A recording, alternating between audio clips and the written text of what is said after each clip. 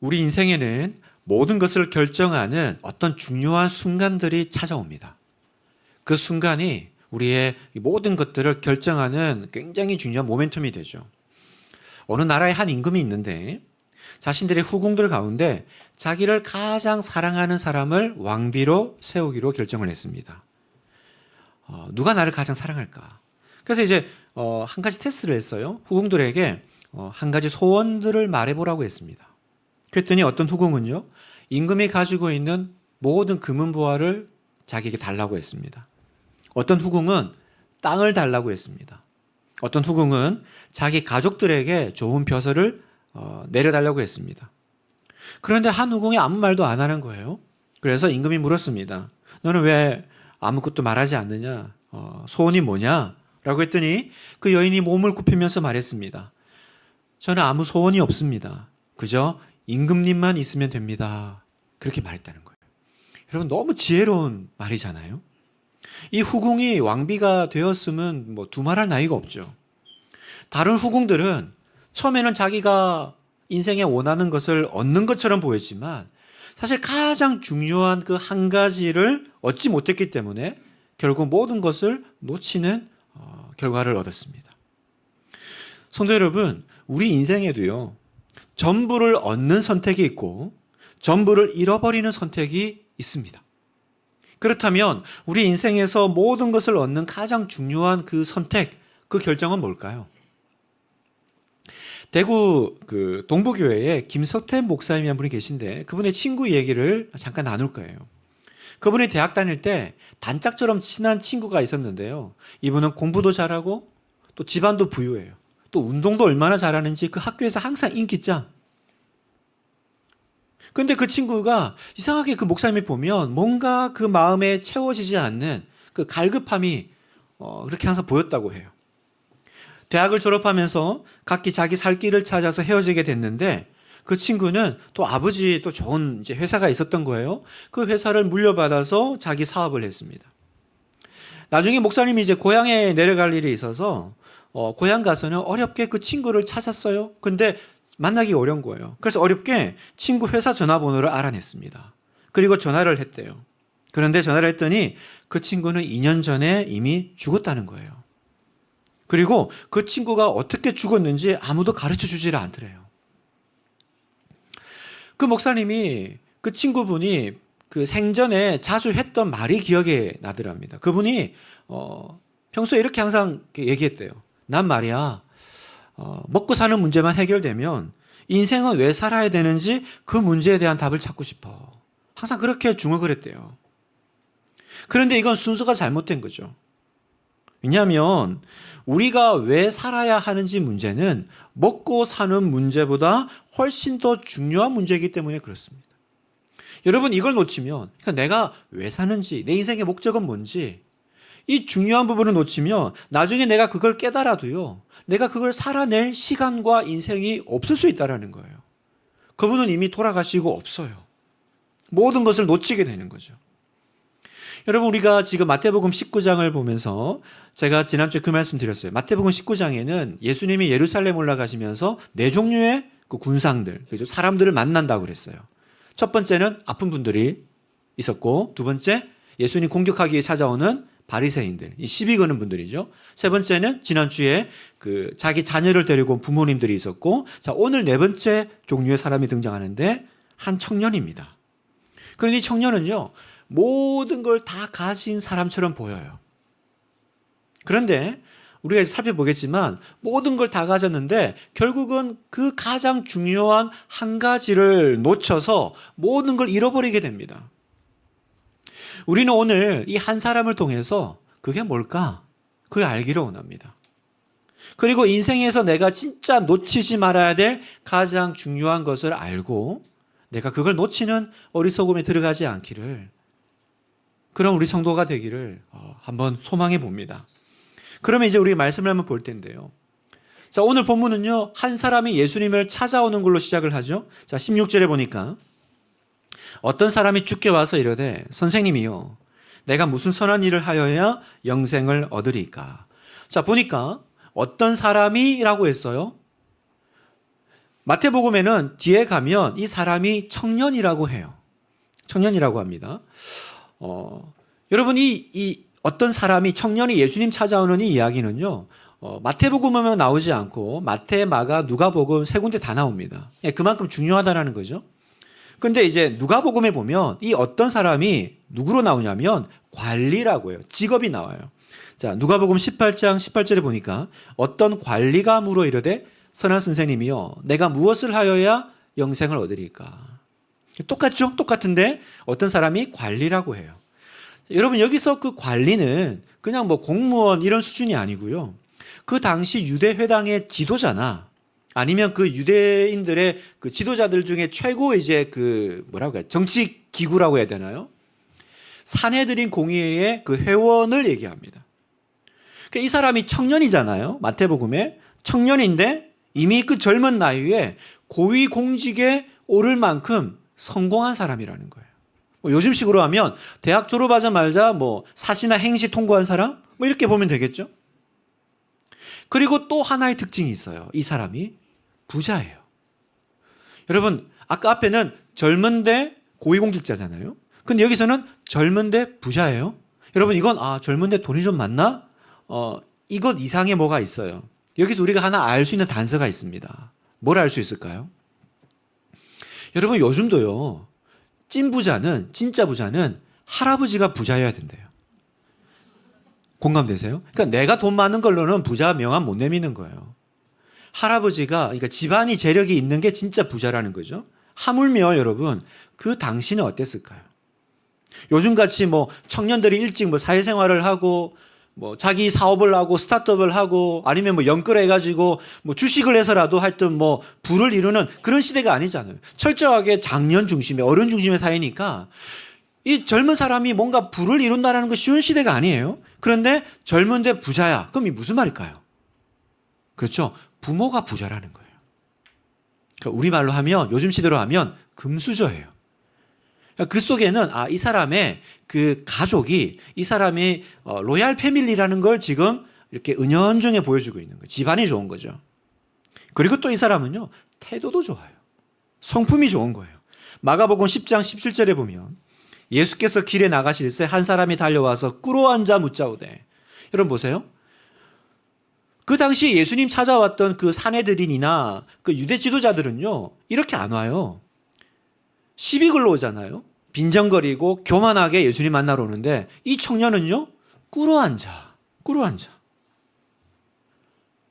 여러분 성경에 보면 그 니고데모라고 하는 어떤 지도자는요 밤에 찾아와요. 사람들이 볼까 봐. 자기의 어떤 명예나 그런 것 때문에 찾아간 게 좀 나한테 불이익이 오면 어떡하나? 근데 이 청년은요 대낮에 예수님을 찾아와서 사람들이 보는데 꿇어앉아요. 얼마나 겸손한 사람이에요? 얼마나 성품이 됐어요? 그리고 또 신앙도 좋아요. 누가복음 18장 21절에 보니까 여짜오되 이것은 내가 어려서부터 다 지켰나이다. 그러니까 어릴 때부터 교회 다닌 사람이죠. 착하게 살아왔던 사람, 어릴 때부터 하나님 말씀대로 살아온 사람. 그러니까 이것도 우리식으로 하면 뭐예요? 교회 오빠. 교회 오빠예요.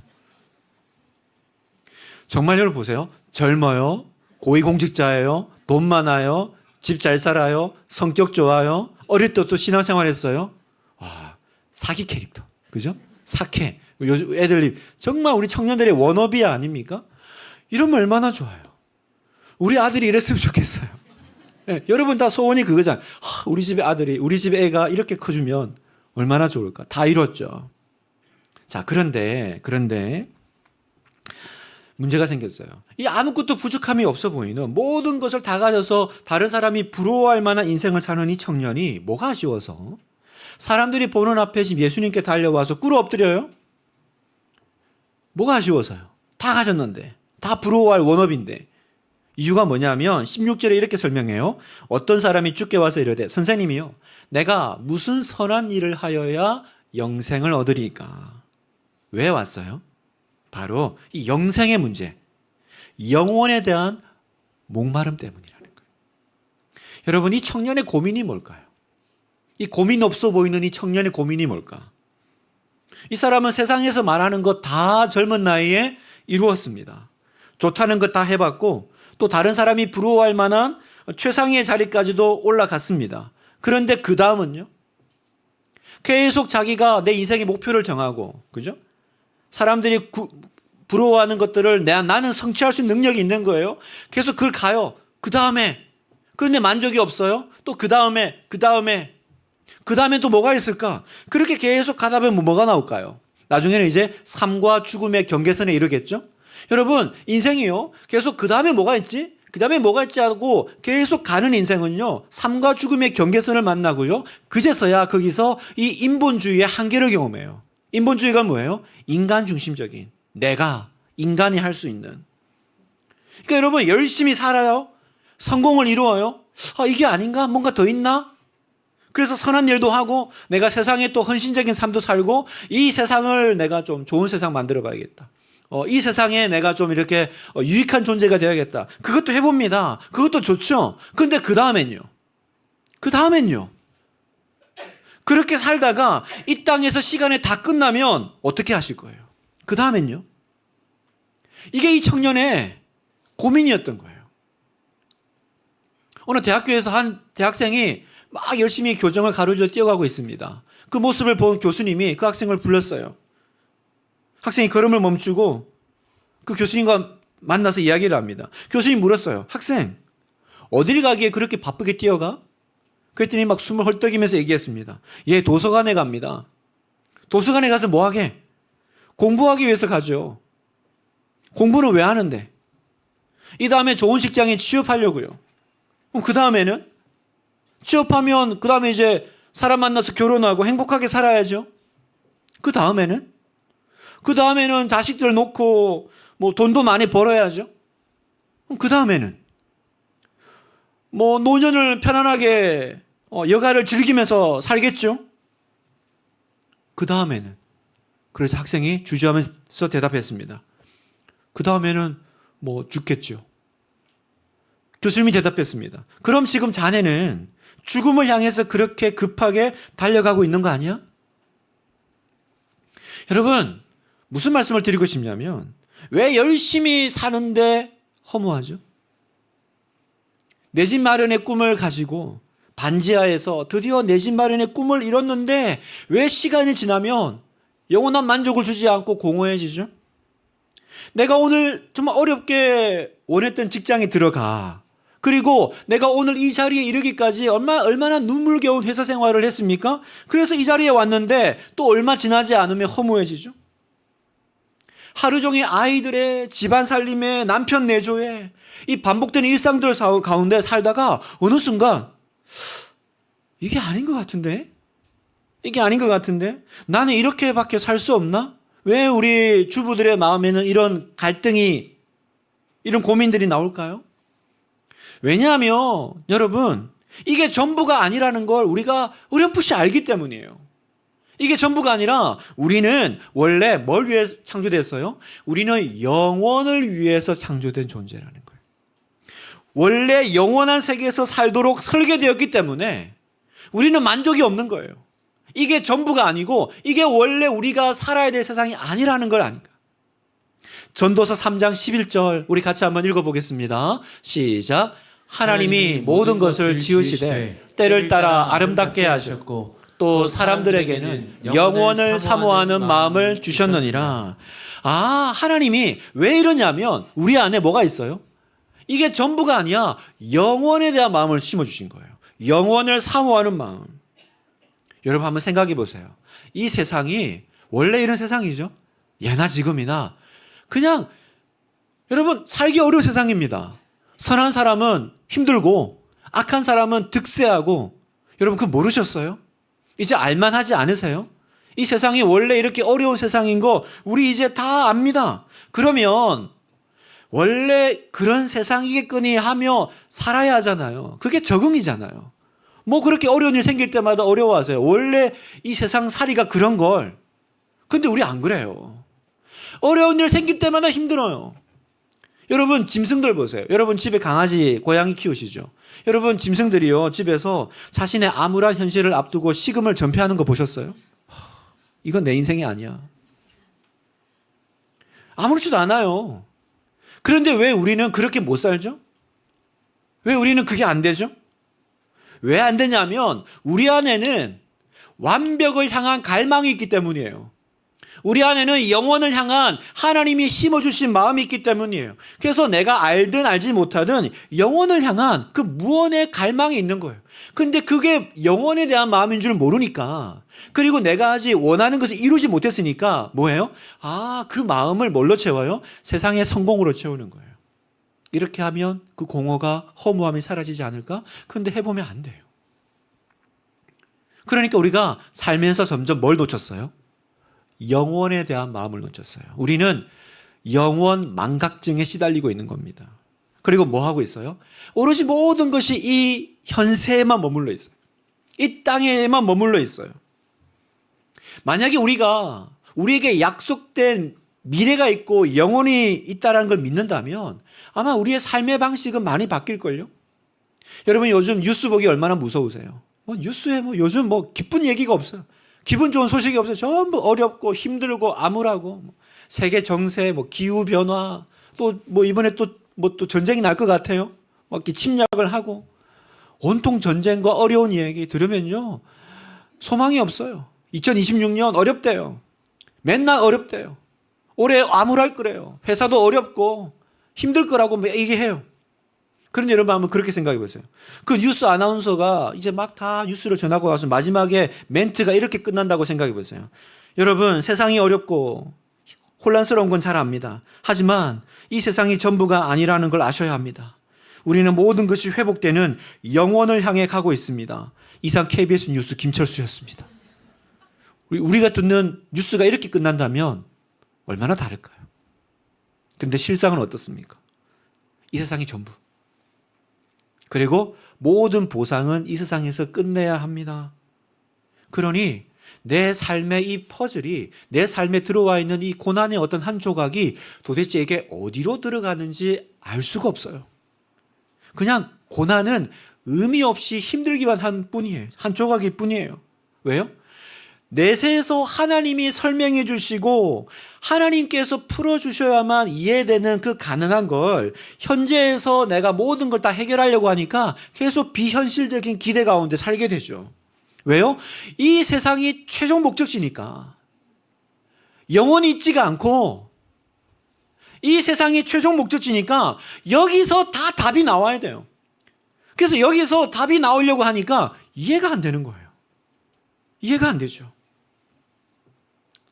사랑하는 성도 여러분, 우리가 분명히 알고 있는 사실은 이 땅에서의 삶이 전부가 아니라는 사실입니다. 여러분 믿으십니까? 여러분, 이건 우리 안에 하나님이 영원을 사모하는 마음을 주셨어요. 그게 우리 안에 있어요. 그 증거가 뭐냐 하면 내가 여기에 만족이 안 되는 거예요.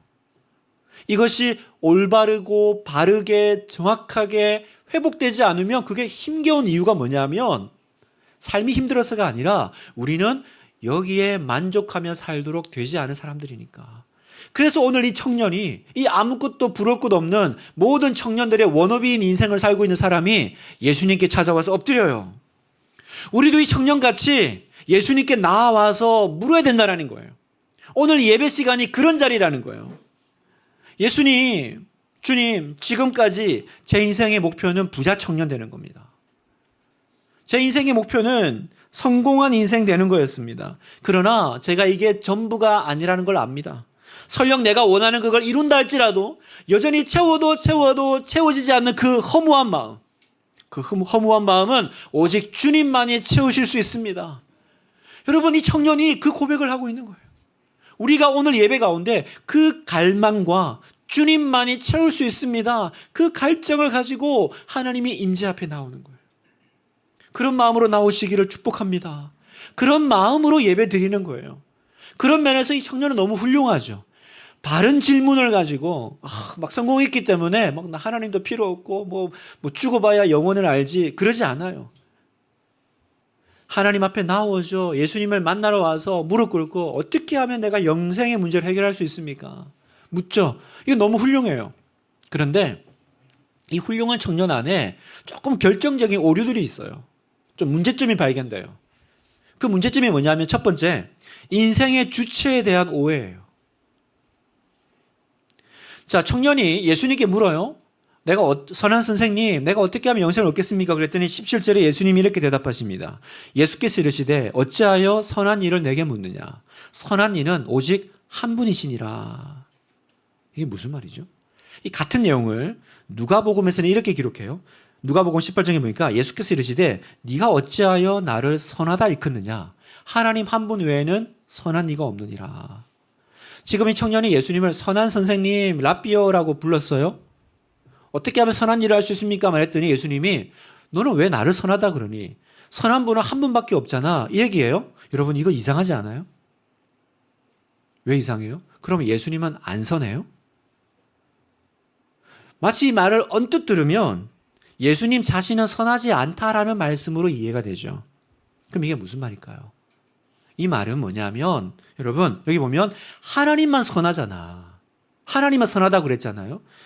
그러니까 인간 중에는 선한 이가 없다라는 거예요. 인간은 다 부족한 죄인이에요. 하나님만 선해요. 그런데 이 청년이 예수님 뭐라 불러요? 선한 선생님. 그럼 이 말은 뭐냐면 네가 나를 선하다고 부른다면, 네가 나를 선한 존재라고 믿는다면 예수님을 하나님으로 믿어야 된다는 거예요. 지금 이걸 가르쳐주고 계신 거예요. 여러분 이해되시죠? 이 얘기예요. 지금 청년은 예수님을 뭐라고 부르고 있어요? 랍비요. 랍비는 선생님입니다. 이게 지금 청년의 예수님에 대한 인식이에요. 내가 예수님을 선생님이라고 불렀으니까 예수님께 뭘 지금 기대하고 있어요? 예수님이 나한테 선생 역할 해주기를 기대하고 있어요. 여러분 선생이 뭡니까? 선생은 어떤 사람입니까? 나에게 없는 정보를 주고, 그죠? 나에게 부족한 것을 지식을 주기 위해서 존재하는 사람입니다. 그래서 우리가 학교를 가죠. 배우죠? 다 배우고 나면 어떻게 됩니까? 졸업하잖아요. 학교에서 배울 거 다 배우면 떠납니다. 그러니까 선생이라는 존재는 내가 부족한 부분이 채워지면 더 이상 필요가 없는 존재예요. 지금 이 청년은요, 예수님을 그렇게 인식하고 있는 거예요. 예수님이 지금 청년에게 하고 있는 건 뭐냐면 이 잘못된 부분을 재정립해주고 계세요. 네가 나를 선하다고 믿는다면 너는 나를 네 인생의 부족한 부분을 조금 채워주고 이제 역할 끝나고 떠나는 그런 선생 같은 존재가 아니라 누구로 믿어야 돼요? 나는 너를 하나님으로, 너는 나를 하나님으로, 너의 구원자로, 너의 주인으로 믿어야 된다. 이 얘기를 지금 예수님이 하고 계신다는 사실이에요. 사랑하는 우리 분당 하나교회 성도 여러분, 예수님은요 단지 우리를 도와주기 위해 존재하는 분이 아닙니다. 그저 내 인생에 절박한 문제가 생겼을 땐 찾았다가 그 문제가 해결되고 나면, 부족한 부분이 채워지고 나면 더 이상 필요가 없는 랍비, 선생 같은 존재가 아니에요. 지금 부자 청년은 예수님에 대한 잘못된 이해를 가지고 있습니다. 예수님을 제대로 몰라요. 그래서 청년이 예수님께 물어요. 내가 무엇을 하여야 영생을 얻으리까? 내가 무엇을 하여야? 여러분, 이 질문의 주어가 누굽니까? 내가죠? 내가 뭘 하면 됩니까? 그러니까 언제나 이 주어는, 인생의 주체는 누굽니까? 나예요. 그럼 하나님은요? 하나님은 어떤 존재입니까? 내가 지금 마주한 문제를 풀 수 있는 공식을 알려주는 사람. 하나님이 좀 도와주시면 제가 한번 잘해보겠습니다. 저도 좀 실력이 있거든요. 그래서 여러분, 이 사람은요, 잘하면 잘할수록 누가 드러나요? 하나님이 드러나는 게 아니라 누가 드러나요? 이 문제를 풀어내는 내 실력이 더 드러나는 거예요. 내 실력. 왜요? 주어가 나니까. 여러분, 우리 인생의 어떤 문제들, 참 이렇게 절박한 문제들은요, 어떤 내가 이 문제를 푸는 놀라운 공식을 몰라가지고 지금 쩔쩔매고 있는 게 아니에요. 그래서 교회 와서 우리는 뭐합니까? 잘 살 법 배워요. 잘 먹고 잘 사는 법. 그래서 오늘도 교회 오면 내가 위로받고 힘없고 어떻게 하면 이 문제를 풀 수 있을까? 성경에 그런 답이 있나? 잘 살 법. 여러분, 우리 인생은 그렇게 어떤 모르는 지혜를 깨닫고 공식을 접목해가지고 풀리는 게 아니고요.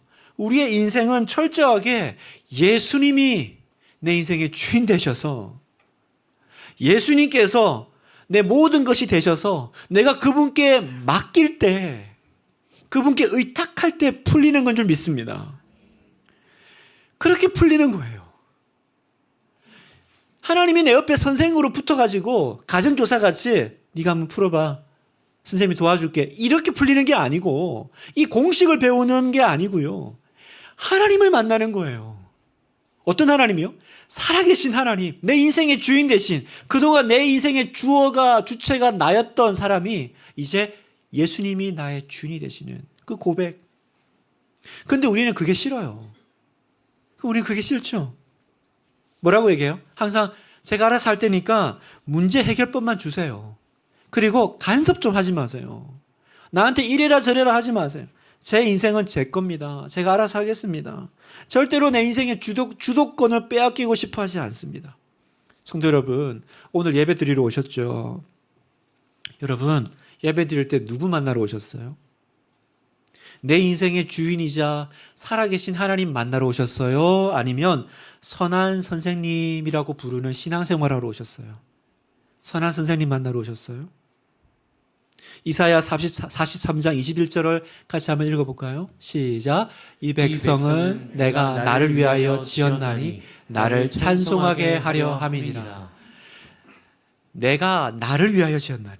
여러분, 하나님이 나를 위해 존재하는 게 아니고 내가 하나님을 위해 존재한다는 것, 이게 우리의 존재론이다라는 것, 이게 인간의 존재론이라는 것.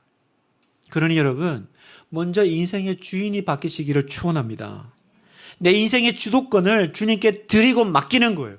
하나님께 도움받고 좀 위로받는 수준이 아니라 그분을 나의 인생의 주인으로, 나의 하나님으로.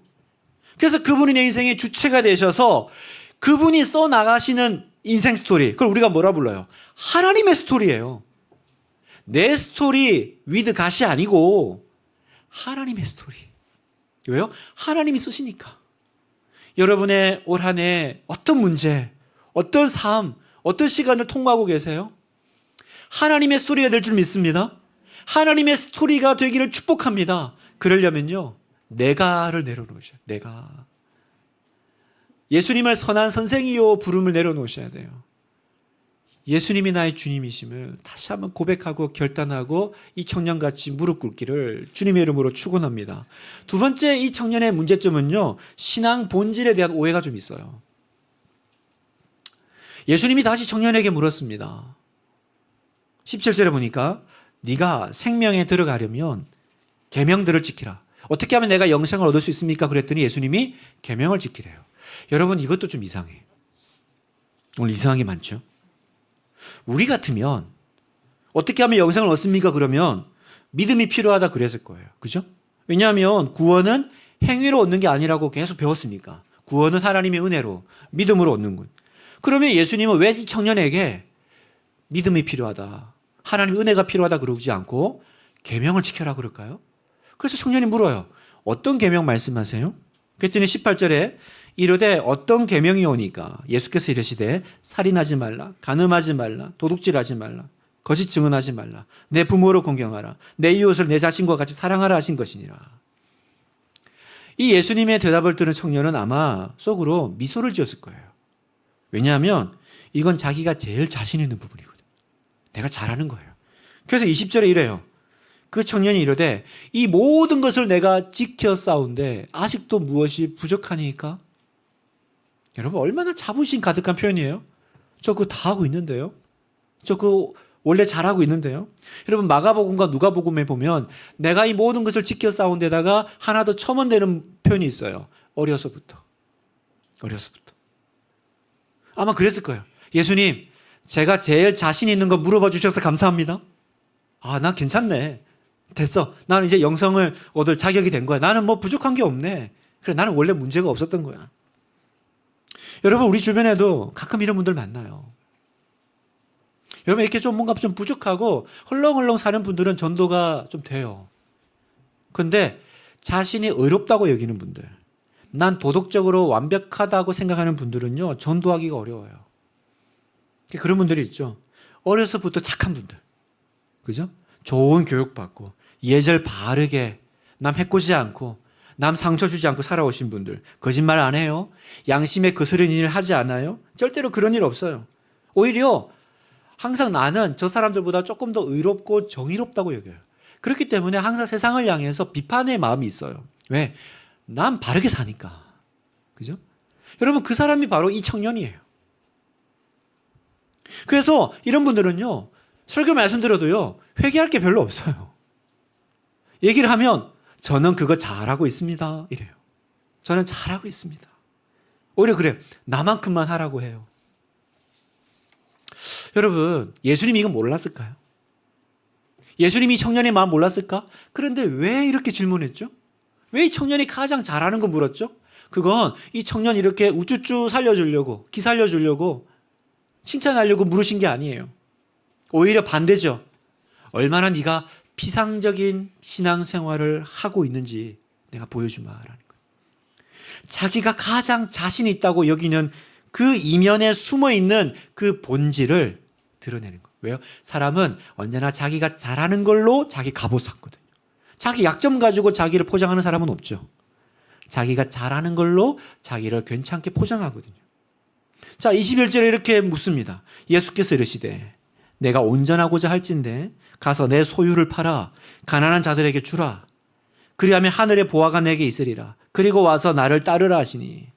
여러분, 이 말씀은 예수님 따르려면 재산 다 헌납하고 다 포기하고 따라야 되는구나, 이 얘기가 아니에요. 여러분, 그렇게 오해하시는 분이 있어요.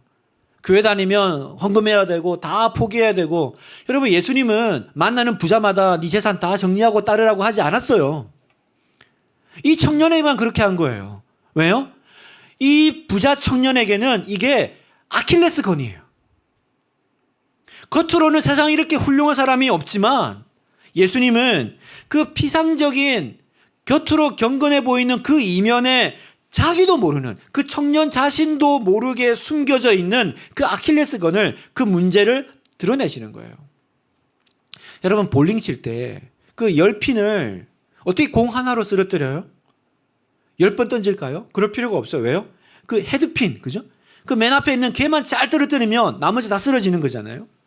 여러분, 지금 이 예수님의 이 질문은요, 이 부자 청년의 헤드핀이라는 거예요. 이 헤드핀이 딱 건드려지니까 갑자기 그렇게 자신만만하던 청년이 당황하기 시작해요. 갈등하고 고민하기 시작해요. 여러분, 우리 모두에게는, 여러분에게는 지금 이 예배 시간에 예수님이 물으시는 헤드핀이 있어요. 사람들은 몰라요. 사람들은 여러분이 참 경건하고 훌륭하고 착하고, 그런데 하나님은 아세요. 여러분의 헤드핀이 뭐죠? 어떤 사람은 교회 와서 헌금도 하고 봉사도 잘해요. 그런데 그 삶 일면에는 하나님이 기뻐하지 않는 죄, 불륜 가운데 빠져 있어요.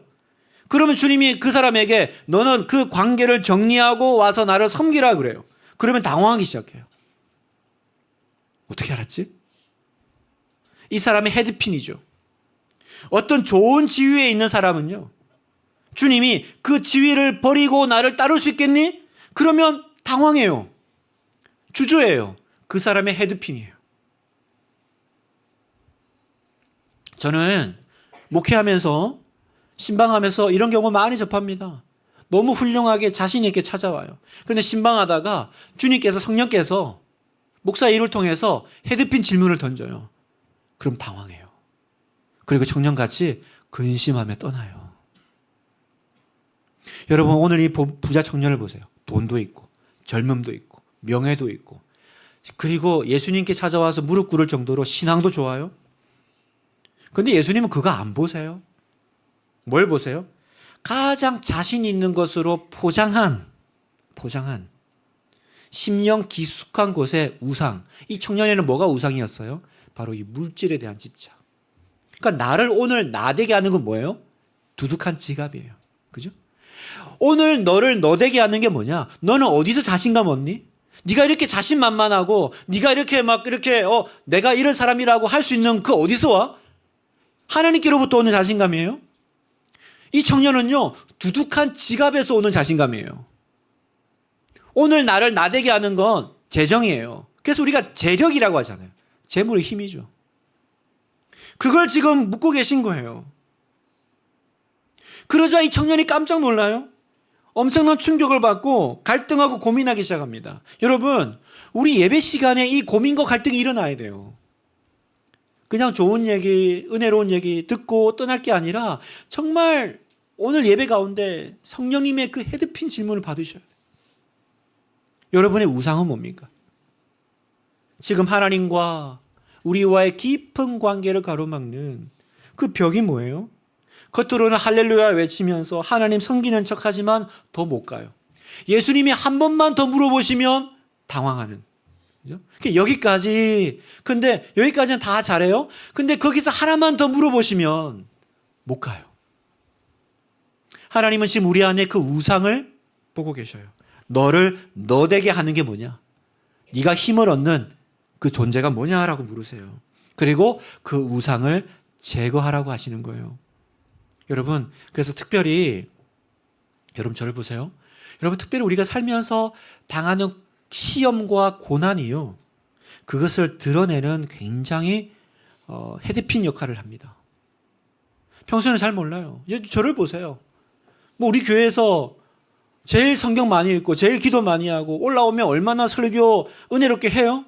평소에는 저 괜찮은 목사예요. 저 신앙 좋아 보여요. 근데 언제 제 본심이 드러나요? 제 밑바닥이 드러나요? 저도 시험 오면 드러나요. 저도 고난 오면요, 내가 그렇게 저 잘하고 있습니다, 자신 있습니다. 근데 고난이 딱 오면요, 저도요 당황해요. 갈등해요. 내가 성도들한테는 이렇게 살라고 해놓고는 저는 그렇게 못 살겠는 거예요. 여러분, 이게 우리의 현실 아닙니까? 고난이 오면 그 가면이 벗겨지는 거예요. 여러분, 그 교묘하게 내가 자신만만해하는 그 이면에 숨겨져 있는 그 우상을 주님이 지금 직면하라고 하시고 그걸 치열하게 제거해 나가야 된다라고 지금 주님이 오늘 이 말씀 가운데 우리에게 도전하고 계신 거예요. 이런 말씀을 마무리하겠습니다. 오늘 본문의 사건은요 22절로 끝나는데요, 이렇게 끝나요. 그 청년이 재물이 많음으로 이 말씀을 듣고 근심하며 가니라. 어떤 분이 그러시더라고요. 성경에서 가장 슬픈 장면 중에 하나라고. 여러분, 아이러니하잖아요. 애들 말로 웃으면서 슬픈. 왜요? 재물이 많아요. 그건 좋은 거잖아요. 근데 재물이 많아서 근심하며 떠나는 거예요. 재물은 좋은 거예요. 좋은 거예요. 근데 이 좋은 것 때문에 가장 좋은 걸 놓쳐버렸어요. 여러분, 우리가 하나님 말씀 앞에서 항상 이 고민이 있어요. 좋은 것과 제일 좋은 것, 그 사이에서 고민을 해요. 그리고 자신 있게 왔다가 근심하면서 떠나는 사람들이 얼마나 많게요. 여러분, 그러지 않으시기를 바래요. 여러분, 근심하며 떠나지 마세요. 여러분, 예수님은요 지금 이 청년한테 아주 가혹하신 게 아니에요. 그냥 밑까지 그냥 탈탈 털어가지고 내가 너의 본색을 드러내마, 지금 그럴 목적이 아니세요. 지금 이 예수님의 대화는요, 여러분 오해하신 거예요. 지금 주님은 깊은 사랑으로의 초대를 하고 계세요. 오늘 마태복음에는 안 나오는 이 대화 가운데 예수님의 마음이 마가복음에 나와요. 마가복음 10장 21절을 제가 읽겠습니다. 예수께서 그를 보시고 사랑하사 이르시되 내가 내게 아직도 한 가지가 부족한 것이 있으니 가서 내게 있는 것을 다 팔아 가난한 자들에게 주라. 그리하면 하늘에서 보화가 내게 있으리라. 그리고 와서 나를 따르라. 여러분, 이 청년을 향한 주님의 마음은요 사랑이었어요. 사랑. 사랑하사. 너무 좋은 거예요. 너무 좋으니까 더 들어오라고. 더 들어오라고. 여러분, 여기서 나를 따르라는요 그냥 따르라가 아니라 예수님이 제자 부르실 때 하셨던 말이에요. 그러니까 이 청년이 너무 좋아서 내가 너의 전부가 되게 해라. 어쩌면 만약에 이 청년이 성경에 만약은 없지만 만약에 그걸 했다면 어쩌면 예수님의 제자가 13명이 되는지도 모르죠. 오늘도 주님은 우리를 그렇게 사랑의 자리로, 특별한 자리로 우리에게 부르세요. 근데 우리는 항상 오해해요. 이 초대를 오해하고 계속 주님이 내 소중한 것을 내놓으라고 하는 가혹으로 들려요. 부담스러워요. 그래서 주님은 언제나 가까이 하기엔 너무 먼 당신, 그냥 이 정도 거리 더 가면 내가 이제 힘들어지니까. 여러분, 부자 청년은 결국 가장 중요한 한 가지 얻지 못해서 전부를 잃어버린 사람이 됐습니다. 우리 사랑하는 우리 교우 여러분, 가장 중요한 한 가지를 붙잡고 그것이 여러분의 전부가 되게 하십시오. 여기 오늘 청년들이 있다면 청년 여러분, 부자 청년이 아니라 주의 청년이 되기를 축복합니다. 주님의 청년이 되십시오. 한 가지 가장 좋은 걸 선택하면 그분이 그러실 거예요. 이제 내가 너의 전부가 되어주마. 그게 좋지 않아요? 왕이 주는 땅, 왕이 주는 벼슬이 아니라 왕을 잡아야지. 왕을 잡아야지. 오늘 이 주님의 사랑의 초대에 믿음으로 응해서 주님 앞에 두려움 없이 나아가는, 근심하며 떠나지 않는 복된 여러분 되시기를 축복합니다.